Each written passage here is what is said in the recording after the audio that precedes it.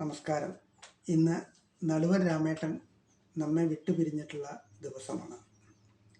അദ്ദേഹം എല്ലാവരെയും തൻ്റെ സ്വതസിദ്ധമായ ഫലിതരൂപേണയുള്ള സംസാരം കൊണ്ട് പിടിച്ചിരുത്തുന്ന ഒരാളായിരുന്നു. അപ്പോൾ അദ്ദേഹത്തിൻ്റെ അനുജൻ മാധവേട്ടൻ്റെ മകളെ പന്നിശ്ശേരിക്ക് കൊടുക്കുന്ന ദിവസം, ആ വിവാഹത്തിൻ്റെ അന്ന് അനിയ വൈദ്യമഠം എന്ന് പറയുന്ന റിട്ടയർഡ് ആയുർവേദ ഡയറക്ടർ ബ്രഹ്മത്ത് നമ്പൂരി അദ്ദേഹം അവിടെ ഉണ്ടായിരുന്നു. അപ്പോൾ ഞാൻ രാമേട്ടനെ പരിചയപ്പെടുത്തി കൊടുക്കുക, ഇത് നടുവം മാധവേട്ടൻ്റെ ഏട്ടനാണ് എന്ന് പറഞ്ഞു ഞാൻ.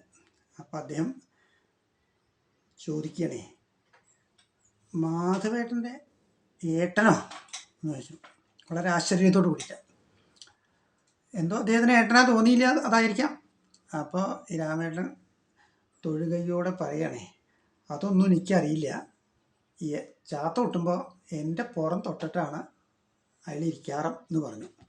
വൈദ്യമഠത്തിന് അത് വളരെയധികം രസകരമായിട്ട് തോന്നി. അദ്ദേഹം പറഞ്ഞു, അത് ഗംഭീരമായിടോ ആ മറുപടി എന്നൊക്കെ പറഞ്ഞാൽ അദ്ദേഹം പലപ്പോഴും പറയാറുണ്ട്. അത് സമ്മതിച്ചു പോയി, അങ്ങനൊരു മറുപടി പ്രതീക്ഷിച്ചില്ല എന്ന് പറയാറുണ്ട്.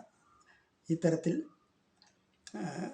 മരിച്ചുപോയ രാമേട്ടനെയും വൈദ്യമഠത്തിനെയും മാധവേട്ടനെയും എല്ലാവരെയും സ്മരിച്ചുകൊണ്ട് നിർത്തുന്നു.